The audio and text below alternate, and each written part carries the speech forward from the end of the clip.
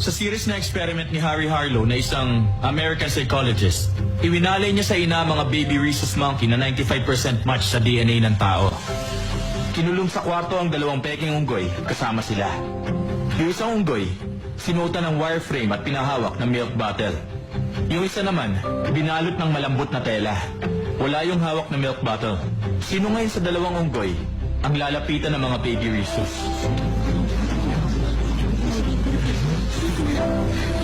Susubukan ko yung unggoy na may milk bottle. May isang researcher noon na nakaisip ng ganong hypothesis. Yun ang isinulat sa conclusion niya. Pero napatunayang mali yun. Yung baby monkeys nagkaroon ng matinding attachment doon sa may malambot na tela. Pinatunayan na eksperimentong yun ang kahalagahan ng skinship. Bigyan mo ako ng 15 seconds. Anong 15 seconds? Pagantingin mo pa rin sa akin, para lang akong aso, paso o puno. Hindi ako magaling. Wala akong alindog. Malala to.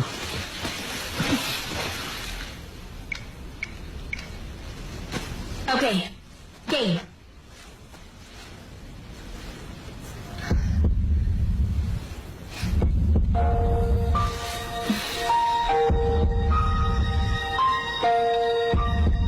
Ang eye contact, iniahalin tulad sa ating pandama. Ang dopamines, nare-release sa ating mga brain. Sa tuwing tumititig tayo sa mata ng ibang tao, para na rin nating nahahawakan.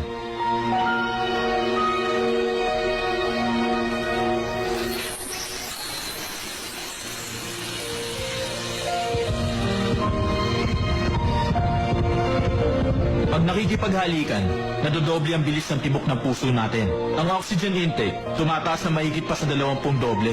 Pati blood pressure tumataas din.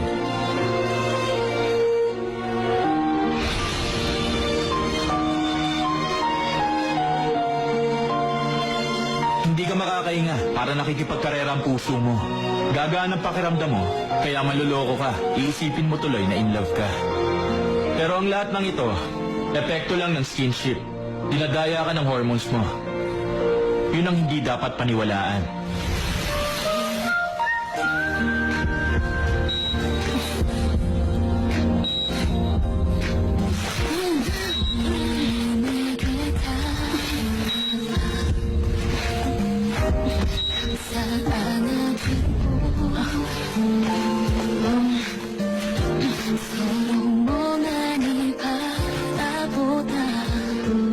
Hindi naman ako noon eh.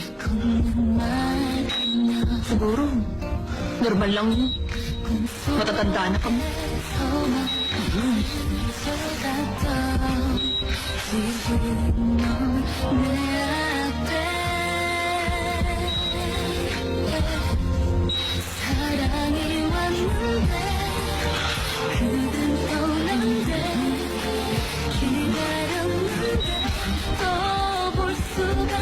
Sakit ang ulo ko.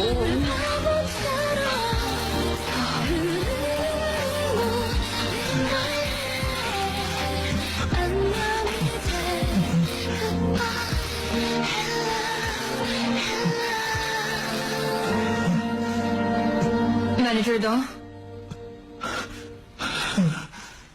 Nananaginip ka? May sakit ka ba?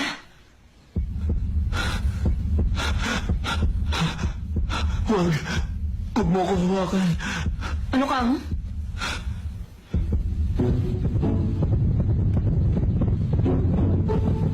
Huwag! Layuan mo ako! Doon ka na! Alis dyan!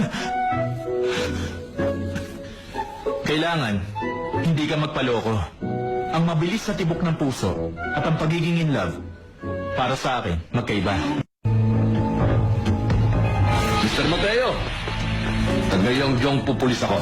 Meron lang akong mga gustong itanong sa'yo. Tungkol sa pagkamatay ng actress na si Rachel Han. Yung sinasabi ni Steffi Chua na wala sa kanya yung USB, posibleng itinago na yun ngayon ni Mateo.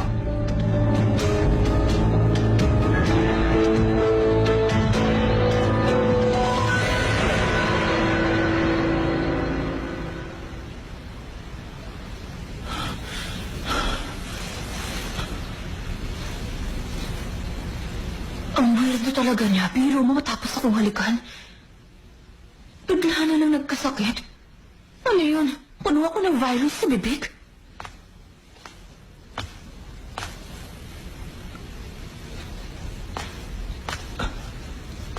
Hoy, gising! Matayado! Matayado! Patay na siya. Parang nakikipagkarera. Meron bang puso na ganito kabilis ang tibok?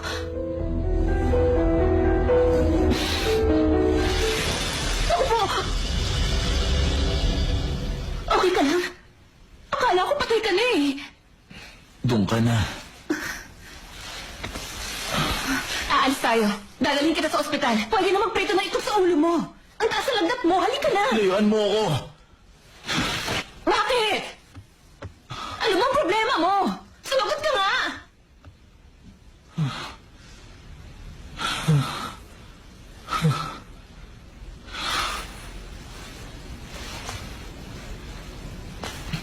Oo, sobrang taas ng lagnat.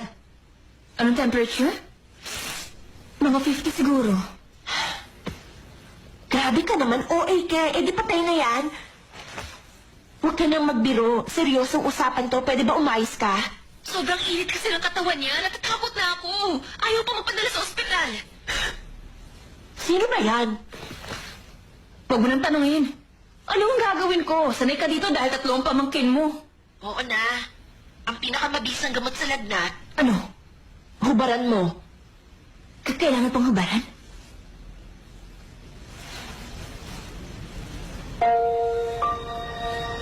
Nahubaran mo na? Hindi pa. Tanggalin mo lahat ng damit. Tapos gamitin mong bimpong basa. Punasan mo ang buong katawan niya. Yung buong... katawan niya? Kailangan ba talaga yun? Yun ang pinakamabisa. Yung mga pamangkin ko nga, pati diaper, tinatanggal ko. Ayoko. Hindi ko magagawa. Bakit? Binata na ba yan? Ilang taon na? Teka muna. Anong nangyayari dyan? Ano yung naririnig ko? Parang bukol ng matanda. Sige na, bye.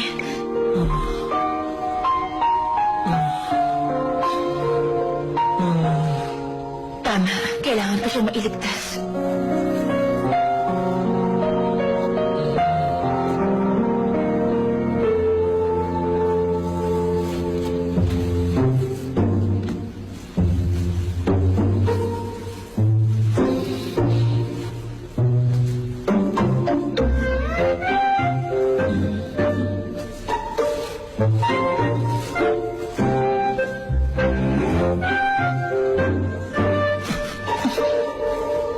Ano ginagawa mo? Ito ang pinakamabisang gamot sa lagnat. Gusto mo ikaw ng kusa magkubad? Lumabas ka na. Layuan mo ako. Pasalamat ka kasi si Helen Keller ang idolo ko. Kilala mo yon? Yung magaling na nurse? Si Florence Nightingale yun. Oo na, pabibo ka na naman. Ang punto ko, dapat magpasalamat ka dahil para akong nurse. Inaalagaan kita. Itong bimpo, basa ng maligamgam na tubig. Pupunasan kong katawan mo. Pero kung ayaw mong gawin ko to, hindi ikaw na lang ang magpunas. Sinabi na lumayo ka sa akin eh. Naiilang ka ba dahil doon sa nangyari kagabi? Hindi mo naman kasalanan yun eh. Bidalaan kita, di ba? Iba talaga ang alindog ko. Maaakit ka. Naiintindihan kita. Alam ko namang tao ka lang eh. Kaya hindi mo napigil ang bugso ng damdamin. Kaya lang kasi... naisip ko, bigla ko nagkasakit matapos mo akong halikan kaya... nakakakonsensya.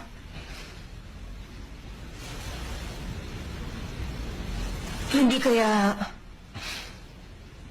first time mo lang? Ano? Hindi. Teka, bakit parang hindi ka sigurado? Nakakainis. Ikaw ang unang humalik sa akin, pero pakiramdam ko parang ako ang nakukonsensyo. O basta, magpunas ka para bumaba ang lagnat mo. Ay, Tinutulungan na kita kaya huwag ka na mag-inarte.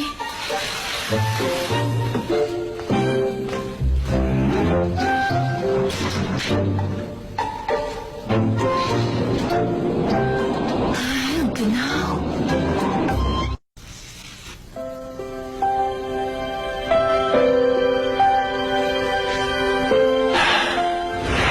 Oh, Lucy, bakit? Nandito pa lang ako. Sabi ko, siya ang tawagan mo. Kailangan mo magtapat doon sa taong matagal mo ng crush.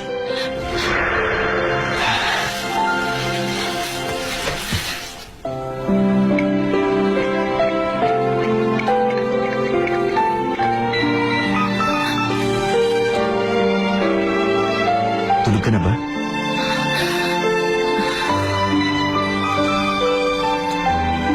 Kung hindi pa, tawagan mo ako.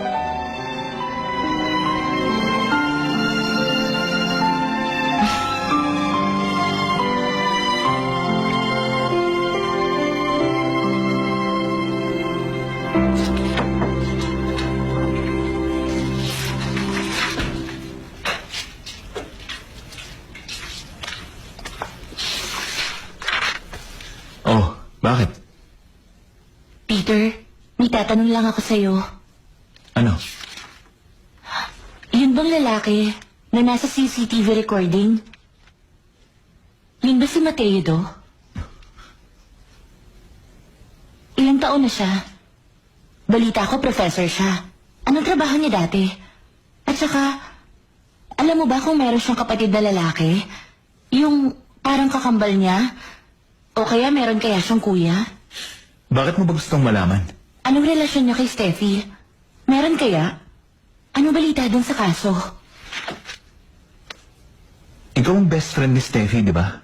Alam mo kung talagang kaibigan mo siya? Siya ang tanungin mo, bakit hindi mo kausapin? Hindi. Hindi ko yung kaibigan. Parang lalo lang lumabo ang usapan. Kung hindi mo siya kaibigan, bakit nagtatanong ka pa tungkol dun sa lalaki? Bakit ba kasi ayaw mo na lang ako sagutin? Basta, parang meron kakaiba sa kanya. Bakit mo naman nasabi yan?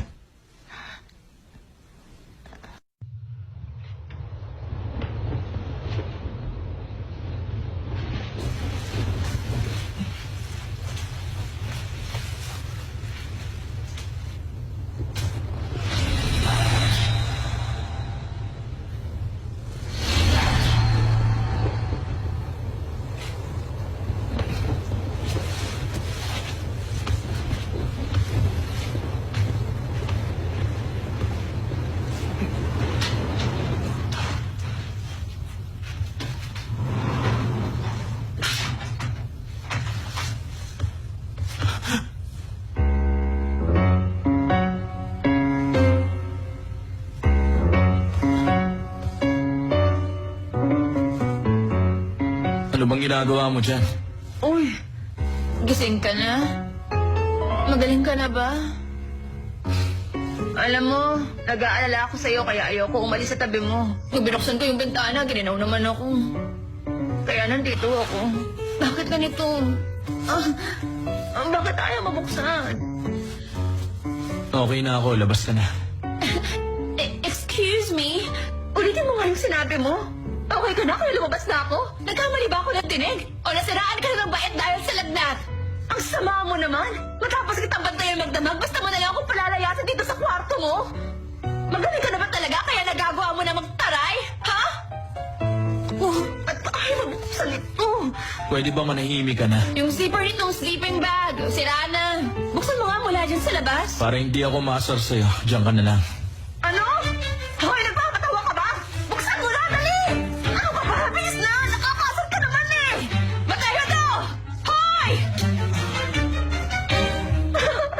Oo naman. Matapos kitang alagaan, ito pang igaganti mo sa akin, ha? Umayos ka nga, lagot ka sa akin. Hindi mo ba talaga ako tutulungan dito? Ha? Dapat masalamatan mo ako dahil inalagaan kita habang may sakit ka. Masama yung hindi tumatanong ng utang na loob. Hindi magandang ugali yan. Makinig ka sa advice ko. Ha? Hindi mo bubuksan to? Pagbilang ko ng 3 at hindi mo pa ako tinutulugan, humanda ka talaga sa akin. 1, 2, 1/4.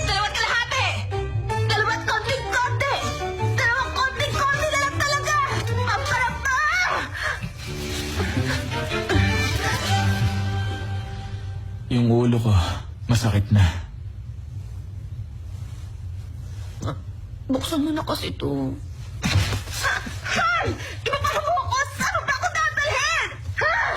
Ano ba? Ang kulit mo, ha? Ano ba? Hindi ako nakikipagbiruan sa'yo! Hoy! Papatayin talaga kita pag nakalabas ako dito! Ibang klase pa naman ako magalit! Yeah! Yeah!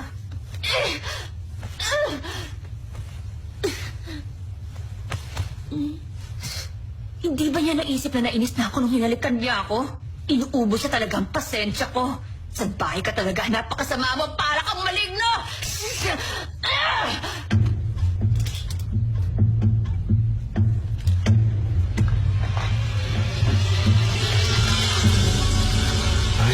Grabe, sobrang ginaw. Lalo tuloy akong nagutom. Uy, wala si Professor Do? Sa pagkakaalam ko, may klase yun ngayon eh. Dati-rati, hindi yun nalilate, hindi yun ma-absent. Kanina ang sabi sa office, hindi siya papasok ngayon. Kasi raw may sakit. Ganun ba? Nagkakasakit rin pala siya? Kala ko hindi.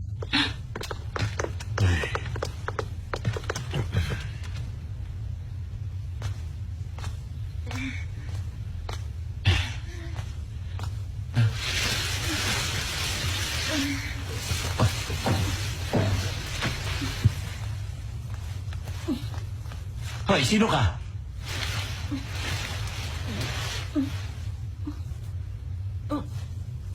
Mr. Do? Steffi yun? Buti, napadalaw kayo. Kamusta na po?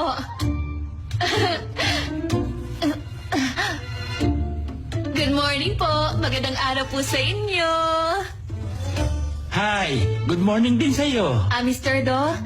Pwede ba akong makisuyo? Please, ilabas niyo naman ako dito. Pinapunta niya kayo dito ng maaga para nagdalahan siya ng pagkain? Oo. Ano bang problema ng lalaking yun? Kahit may sakit siya, ayaw niya dalhin ko siya sa ospital. Hindi niya kailangan magpa-doktor. Bakit ho?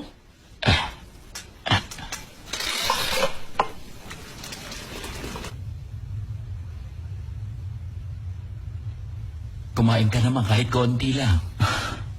Ayoko nga, nahihirapan kasi akong lumunok. Sumubo ka lang. Ano ba kasi nangyari?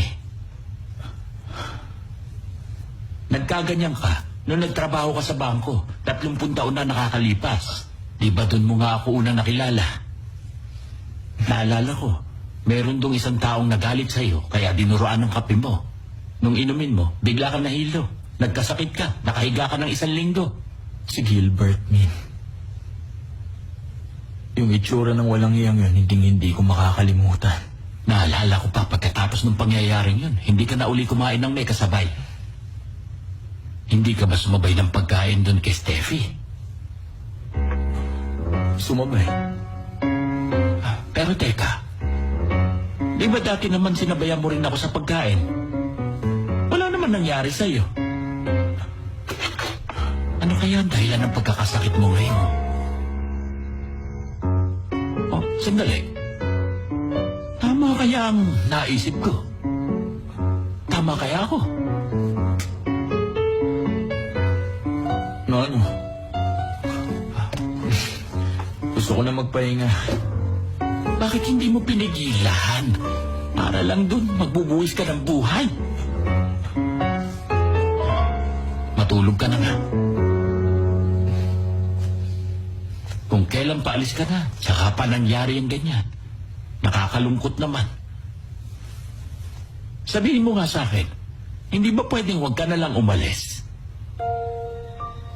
Kapag lumalayang nararamdaman mo, bago ka mawala, hindi lang ikaw mahihirapan. Pati yung maiiwan mo, sigurado masasaktan ang damdamin.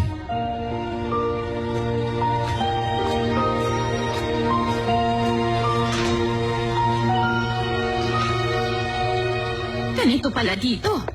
Nakakakilabot ang kwarto ng umupang namatay. Oo nga. Pinturaan mo na lang uli. Hindi niyo ba nakakausap yung taong nakatira rito? Bihira lang kami magkita ng lalaking yon. Sa gabi nga lang yun lumalabas. Huwag niyong ipaalam sa iba. Baka wala nang umupa dito. Sige.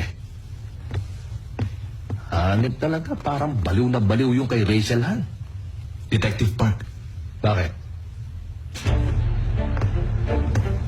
ano kaya ito? O bigay ni Clinic? Nung isang buwan lang to, Nung namatay siya, buntis pala siya. Hindi yun lumabas sa autopsy report. Sabi naman doon sa autopsy, chinek lang nila yung dugo.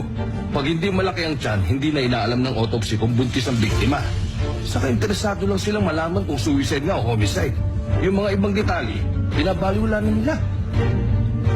Kailangan mapuntahan natin yung clinic ng OB-GYN. Para namang teleserye. Napaka-dramatic. Ibig sabihin, hindi lang pinaalam ni Rachel na meron pala siyang boyfriend. Sa palagay ko, iisa lang yung boyfriend at yung lalaking kasama niya sa Death Expo. Hindi kaya... Tama ang kutob ko? Si Mateo? Bakit? Hindi mo ba alam yung chismis nun? Sa isang salon daw, nag-away sina Steph at Rachel dahil sa isang lalaki. Sa CCTV footage ng salon, walang nakitang ganun. Oo, alam ko. Pero habang nag-aaway sila noon, may dumating na lalaki, hindi ba? Si Mateo.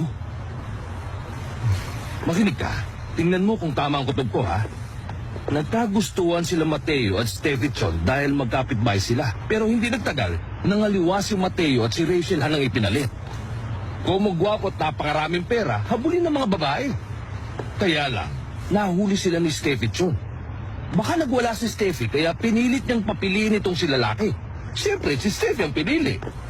Ang problema, nung maghiwalay sila, buntis na si Rachel. At bago pa machismis na lumaki ang tiyan, naisip na siyang patayin ni Mateo. Kaya sumunod sa cruise ship. Pero lusot na yung alibay niya nung gabing yun. Yun na nga eh, yun ang kaduda-duda. Walang ebidensya. Ayoko maniwala sa kutob. Kaya nga tinawag na kutob, hindi pa napatutunayan. Hindi ba? Palihasa, baguhan. Kaya mahirap paliwanagan. Ikaw na ang bahala sa kanya, ha? Ipaubos mo na lang yung lugaw na dinala ko. Sige, pipilitin ko pang kumain. Huwag mo kayong mag-alala. Ah, siya nga pala. Meron lang akong ipakikiusap sa'yo. Kahit pag sumitan ka, huwag mong duduraan yung lugaw niya, ha? Sayang, plano ko pa naman. Ah. Nagbibiro lang po ako. Sorry. Hindi yan magandang biro. Seryoso ako.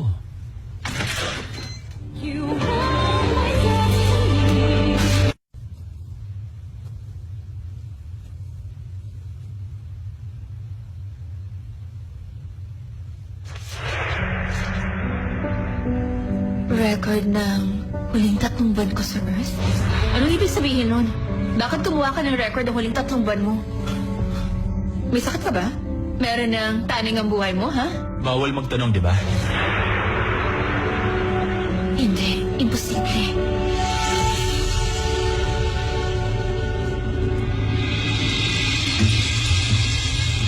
Si Rachel nagdadalang tao. Opo. Bakit daw hindi lumabas sa autopsy? Sabi nila, masyado pang maaga para ma-detect. Nakumpirma lang na buntis dahil sa nakitang record sa OB-GYN clinic. Lahat ng close friends ko at lahat ng close friends mo nasa party na to. Hintayin mo kung anong announcement ang sasabihin ko sa kanila, mama. And I'm sure pati ikaw magugulat. Mag-ready ka na. Depende sa treatment na matatanggap ko sa'yo. Tinigil ko na rin ang medication. Ang duda ng prosecution, homicide talaga. Hinahanap nila ngayon ang boyfriend niya. Alam niyo, sa tingin ko gagawin nilang witness si Stevie Chon. Ipapatawag siya. Sigurado pag sinabi niya ang tungkol sa relasyon niya ni Rachel Han, May pupuntahan tayo. Magbabayad ako. Hindi kita tatakbuhan. Mami nga ako ni Steffi Chon, di ba? Bakit ka nag-aalala ka? Oh, babay na. Tawag ka na lang uli.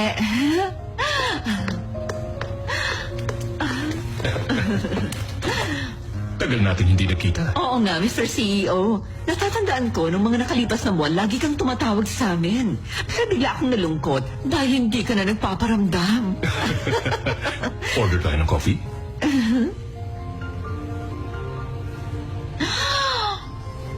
Really? Ganito kalaki ang budget natin. Bakit? Kung sa bagay, sikat siya. Karapat dapat nga lang siyang presyohan ng malaki. Kaya lang, merong kondisyon. Ano naman yan? Veterano si Steffi. Pero puro patwitams ang ibinibigay na role. Huh? Di ba, matanda na siya. Ano ibig mong sabihin? Gusto kong baguhin ang image ng anak mo. Pambawi sa karir niya. Ang plano ko, gagawa kami ng mga mobile illustration. Panahon na para gumawa siya ng adult movies. Pero aalagaan ko yun. Hindi naman malaswa yung konsepto ko eh.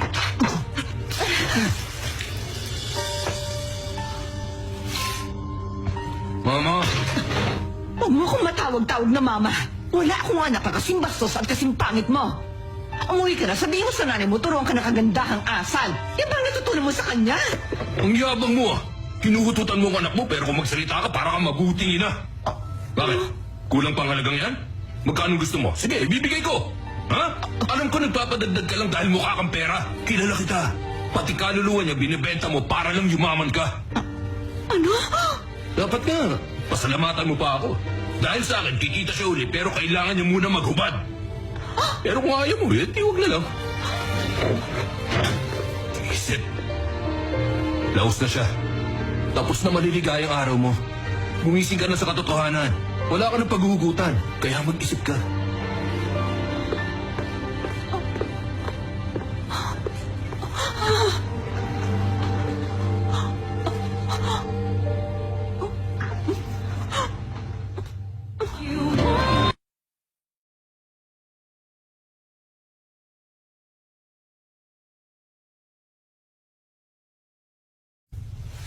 Ano nangyari? Bakit dito ako natulog?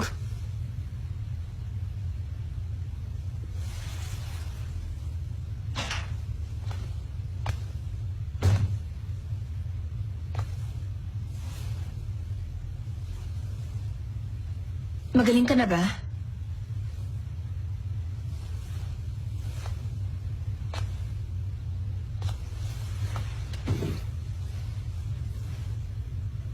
Hindi pa rin magaling yung sugat mo.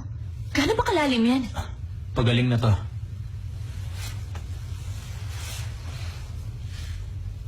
Nakakwentuhan ko ang papa mo. Alalang-alala nga siya sa'yo eh. Mas ka-close mo ba siya kesa dun sa mama mo? Pareho pala tayo. Nasaan na ba yung papa mo? Hindi ko rin alam eh. 12 taon ko nang hindi nakikita yon. Namimiss ko na siya. Hindi man lang nagpaparamdam. Alam mo, sa palagay ko, nagtampo na sa akin yun.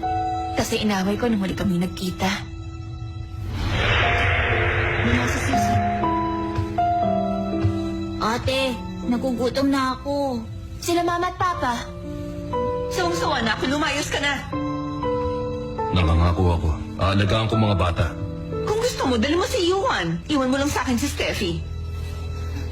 Si Steffi ang gusto mo dahil mapagkakakitaan mo. Walang pakinabang sa si Juan kaya mo pinamimigay. Oo. Gusto ko nga si Steffi kasi may pakinabang. Malaki na hirap ko sa batang yun kaya ayaw ko ipaubaya sa'yo. Ako nagpakihirap para maging artista siya. Ako nagpupuyat para samahan siya sa mga shooting. Simula ngayon, aalagaan ko na siya. Sisiguruhin kong yayaman siya. Kaya ko rin yun. Babantayan ko rin siya sa mga shooting gaya ng ginagawa mo. Kaya ko rin siyang payamanin. Wala kang magagawa na hindi ko kaya.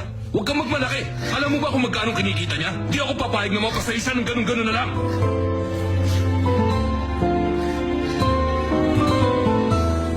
Steffi.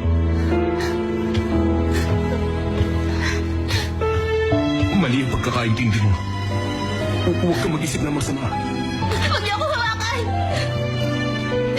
Anak. Hindi niyo na ako anak! Simula ngayon, wala na akong papa! Wala kayong magpapakita sa akin! Kapag tinawag niyo ulit akong anak, tandaan niyo, magpapakamatay ako!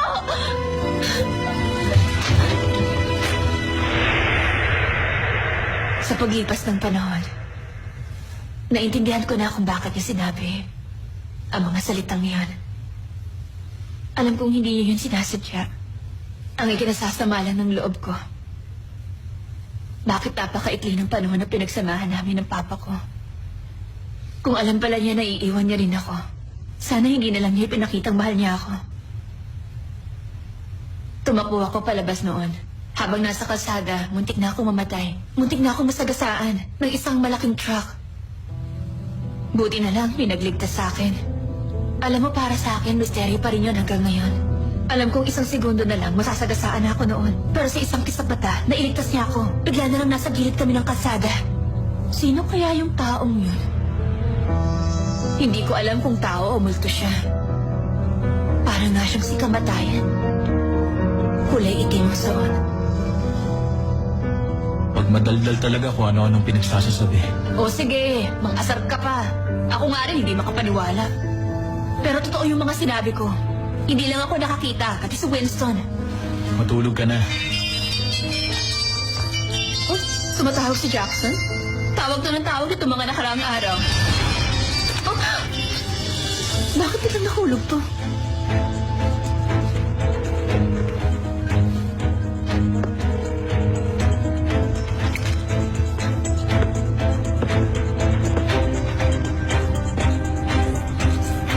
Stevitron! Stevitron! Magpakita ka na! Wala siya. Napakaswerte ng walang yan. Alam mo ba, duda ako kay Jackson. Bakit? Sa palagay ko, may gusto sa akin yung lalaking yun. Nung nagkausap kami, sabi niya, mag-ingat ako, alagaan kong sarili ko. Tapos tawag ng tawag, niyayaya ako. Ay, ang nakakainis. Baka magkaproblema pa kami. Tingin mo mag-aaway silang magkapatid? Ang inaalala ko lang, baka naman maging dahilan pa ako ng pag-aaway nila ni Winston. Feeling mo ba lahat ng lalaki magkakagusto sa'yo? Oo, pwera lang sa'yo. Sa bagay, ayoko magsalita ng tapos. Kasi kagabi, nagpadala ka sa damdamin.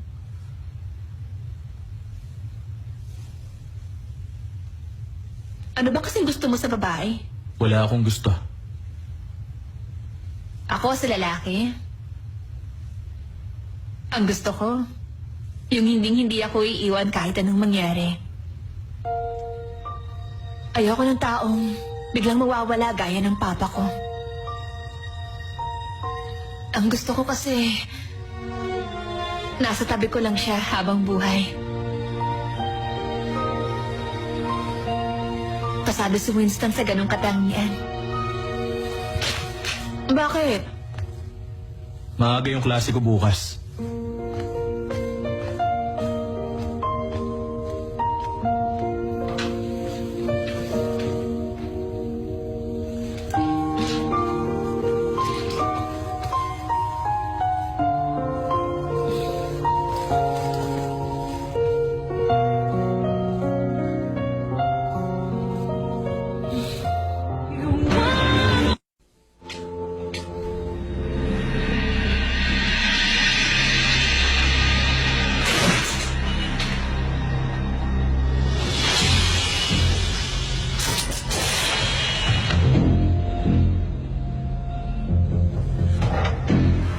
Sino ka ba? Yan din ang gusto kong itanong sa'yo. Sino ka at anong ginagawa mo dyan? Ang alam ko, walang tao dyan sa unit na yan. Oo nga. Wala ngang tao. Nagkamali ako ng akala. Pakisabi na lang kay Steffi. Pasensya na kasi hindi ko siya naabutan. Saka, pakisabi magkikita kami. Babalik ako.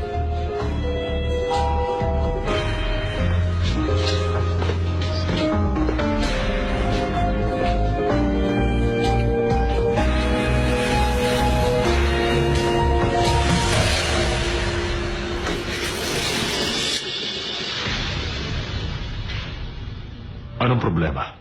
Tigilan mo na yan. Ang alin?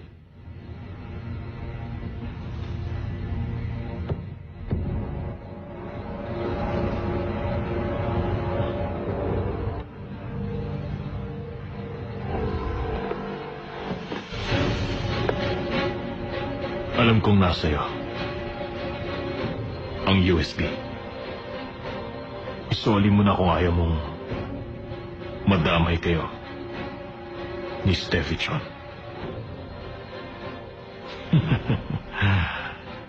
Hindi mo pa ako kilala. Ako. Hindi ako kayang banggay ng mga bagitong katulad mo. May dahilan kung ba't buhay ka pa hanggang ngayon. Buhay ka dahil ayaw lang kitang patulan. Sabihin mo rin yan kay Steffi Chon. Dapat siguro magpasalamat kayo sa akin.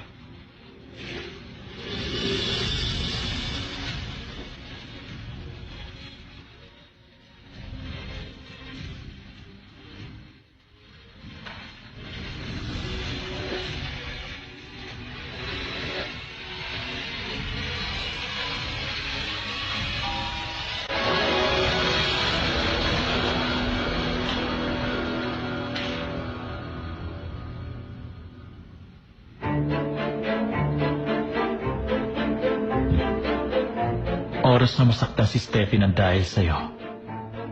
Yung tunay mong pagkatao, malalaman na ng buong mundo.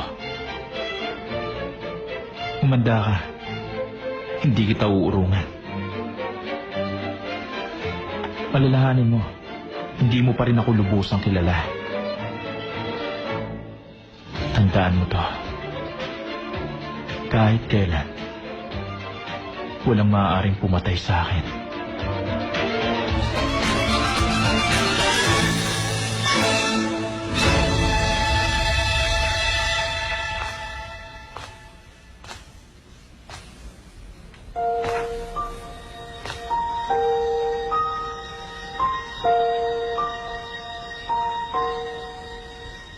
Ang gusto ko, yung hindi ako iiwan kahit anong mangyari.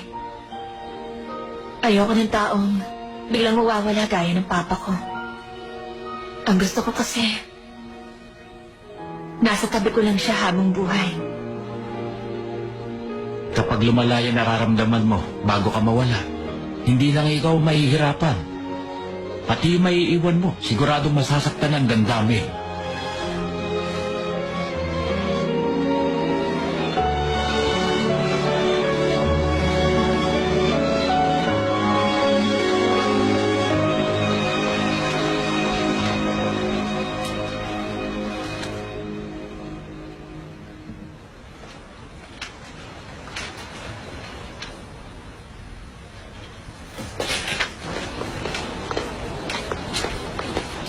Professor Mateo Do? Magandang umaga. Sino ka? Nga pala. Lucy yung pangalan ko. Artista ako.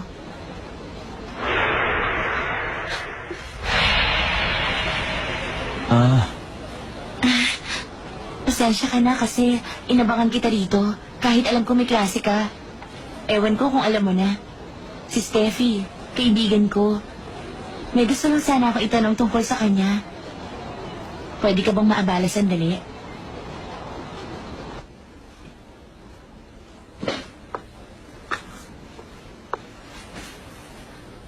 Pasensya ka na. Alam kong busy ka. Ano ba yung gusto mong pag-usapan?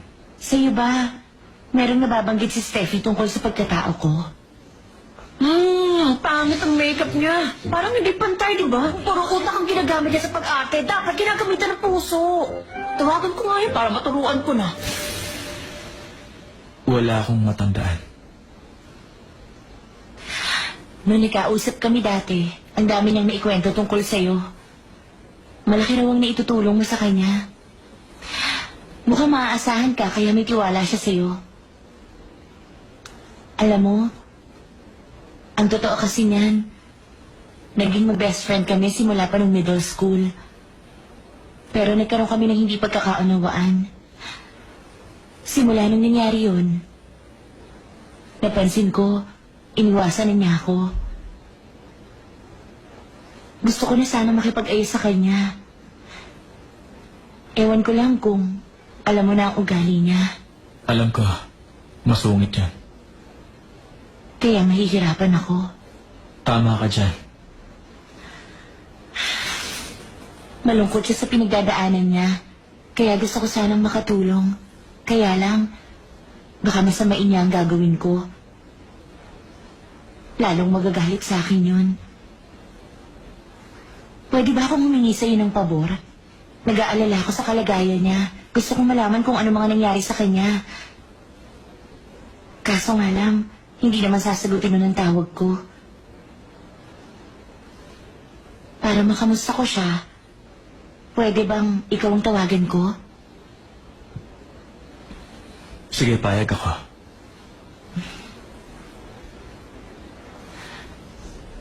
May tanong pala ako.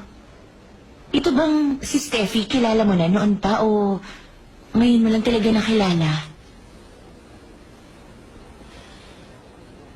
Una ko lang siyang nakilala nung lumipat siya doon. Ganun ba? Malaki ang pasasalamat ko sa'yo. Dahil sa'yo, nagkaroon siya ng karamay sa problema.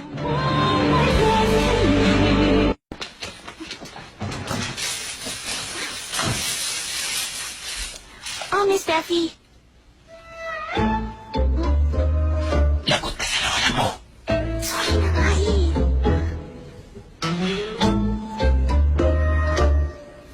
Salamat. Kahit natawag mo akong Steffi. Sorry po talaga. Nadulas lang yung tila ko. Okay lang.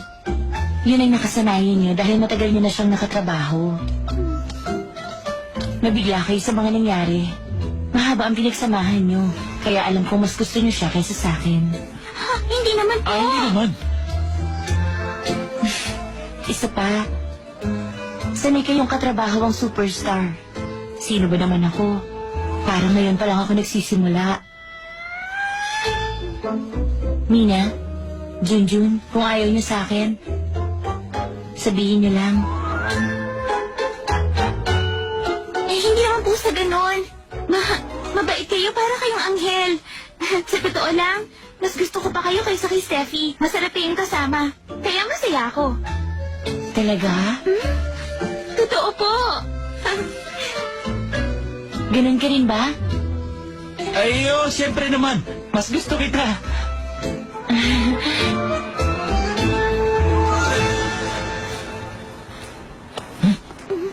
Anong anghel? We, ang plastic mo talaga. Ikaw nga rin eh. Siyempre po, mas gusto ko kayo. Ha, tiyaring lang yun. Ang hirap talagang kumita. Parang nung pinapili ako ng mama at papa ko kung sino sa kanilang dalawang mas gusto ko. Ako rin dati. Pag si Papa ang kaharap, siya ang gusto ko. Pag si Mama, siyempre, kunwari siya. Pero ang totoo, yung lola ko. Bakit? Kasi yun nag-alaga sa akin eh. Ang totoo, mas gusto ko si Steffi. Kunwari lang na mas gusto ko si Lucy. Pareho tayo. Hi guys, Winston, Ay, hello po. nasa si Lucy? nandun.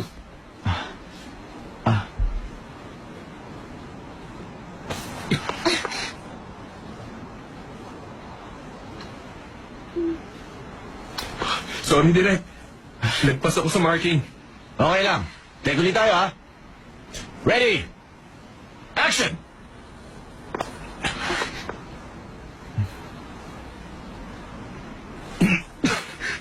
Sorry, nawala ako sa character. Ano nangyari? Ano kayong problema niyo? Take ulit. Sinasadya niya yun.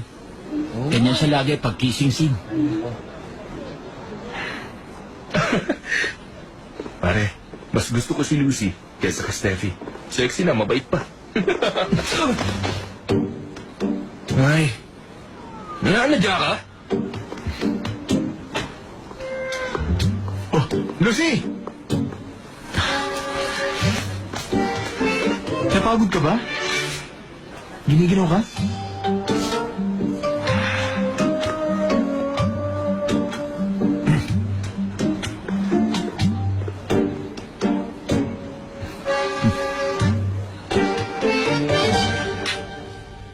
Ba't kayo nagkita ni Lucy? Bakit ka daw niya pinuntahan? Nasabi ko na, di ba? Kinausap niya ako dahil nag-aalala siya sa'yo. Nag-aalala? Kaplastikan yun, huwag kang maniwala sa kanya. Hindi ko na siya itinuturing na kaibigan.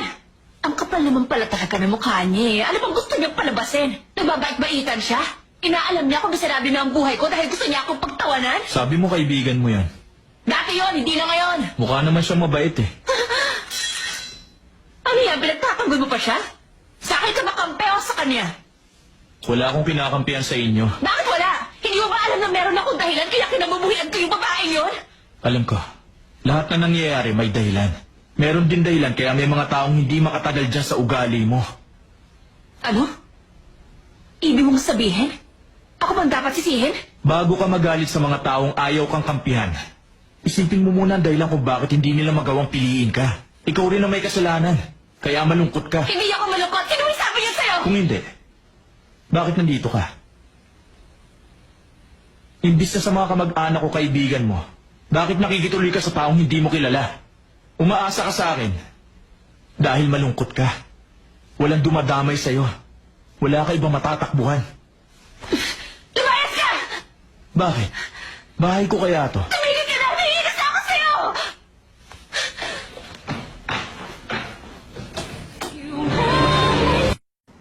Yung text ko, hindi mo nabasa? Nabasa ko. Ba't hindi ka tumawag? Natakot ako. Nung tinawagan mo ako, napaisip ako. Hindi ko alam. Masyado pala ako naging manhid. Sa'yo ko pa una sinabing may gusto ako sa kaibigan mo. Yung love letter, sa'yo ko pa mismo pinaabot. Pagalit si Steffi, ikaw pang ginagawa kong tulay para magkabati kami. Siguro, hirap na hirap ang damdamin mo, no? Pasensya ka na.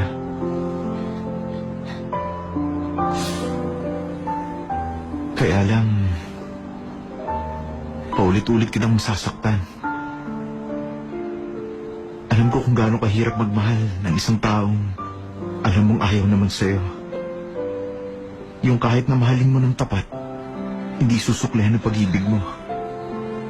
Nalulungkot ako dahil masasaktan kita. Pero wala din naman ako maitutulong kasi may mahal na akong iba. Ang tanging magagawa ko ay tanggihan ka. Kaya patawad.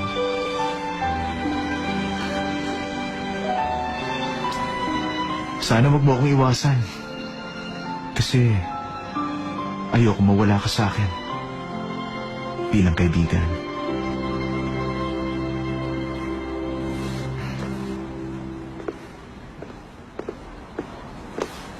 Winston!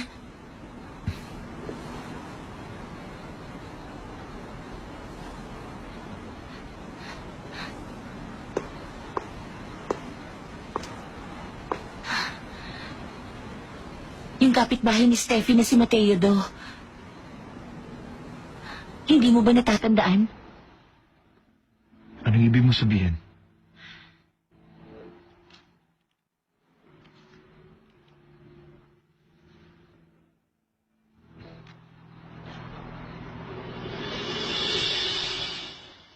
Lucy,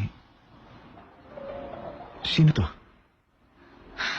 Yung lalaki na nagligtas kay Steffi noon. Nung maaksidente siya.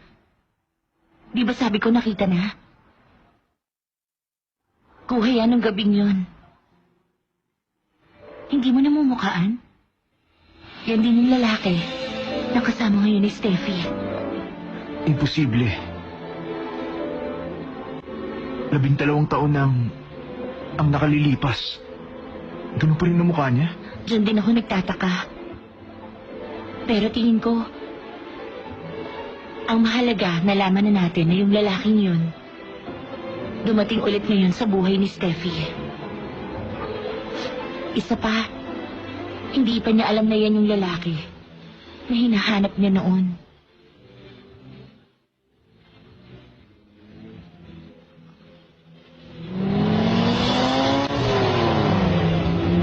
Naaalala mo ba yung mukha niya? Ako nakita ko. Pero hindi ko rin matandaan. Siguro na hindi naman first love yon. Pero gusto ko ulit siyang makita kasi Gusto ko sana magpasalamat sa tulong niya. Gusto ko rin sanang itanong kung bakit niya ako niligtas. Yun lang naman.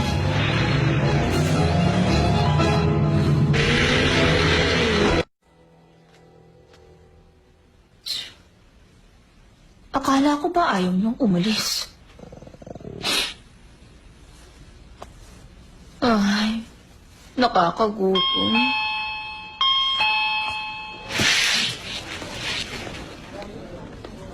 Chicken at beer nga po. For takeout.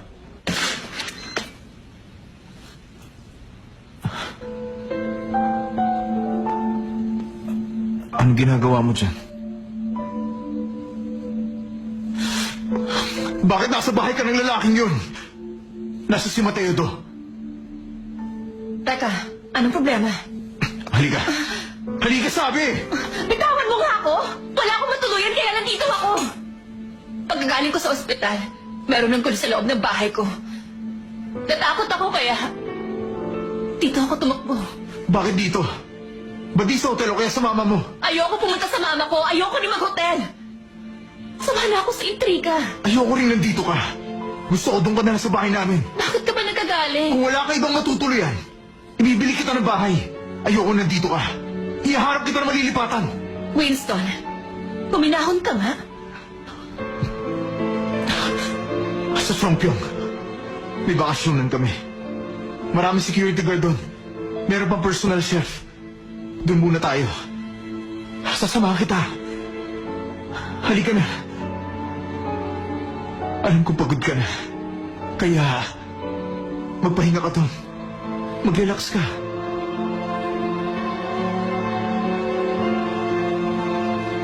Hintayin mo ako sa baba. Kukuha lang ako ng gamit. Sige. Salamat.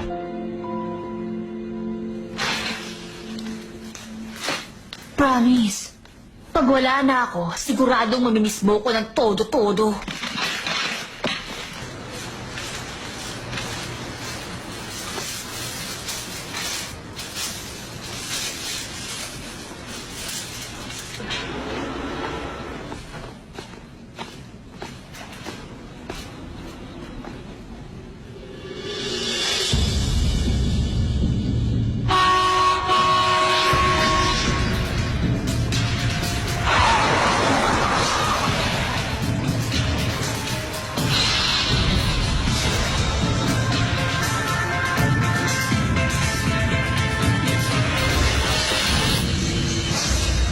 Ano problema? Ilan lang ang pagkakataong nakakapagligtas ako ng tao gamit ang kakayahan ko. Nabubulgar ang pagkatao ko tuwing nagpapakita ako ng kakayahan. Ilan lang ang tatanggapin ako kung sino talaga ako nang hindi pinagsasamantalahan ang pagkakataon. Hindi ko rin alam ang hangganan ng kakayahan ko. Kung pamilyar ang lugar, kaya kong maglaho papunta ron. Makakapaglakbay ako ng mga ilang kilometro. Sa loob ng 1 minuto, kaya kong pahintuin ang oras. Pero depende yon kung wala akong sakit. Nung una ko makilala si Atty. Jiang, wala sa kondisyon ng katawan ko. Muntik na siyang mamatay dahil mahina ako nun.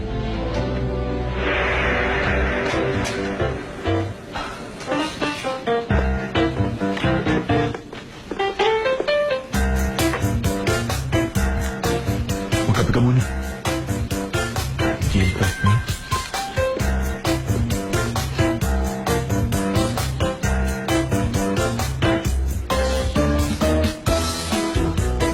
Tulungan niyo ako. Kailangan maoperahan ang nanay ko. Kaya kailangan ko ng pera. Nagkasakit yung katatrabaho. Makatapos lang ako nabugas siya. Maawa kayo. Isipin niyo mapagliligtas kayo ng buhay ng tao. Ayoko na mabuhay kung mamamatay rin lang siya. Maawa po kayo. Sige na po. Hindi pwede hinihilo. Iwan mo nga ako. Sir naman. Parang awa niyo na.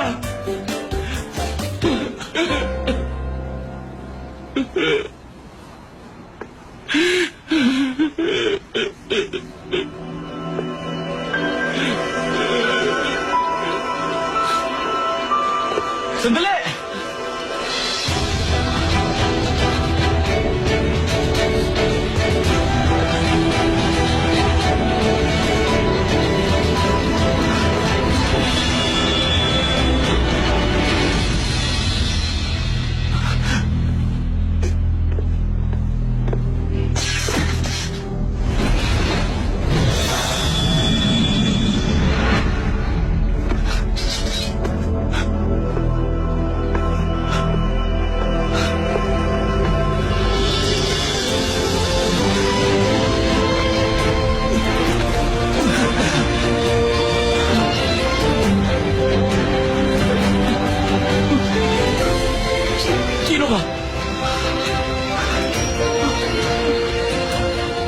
multo?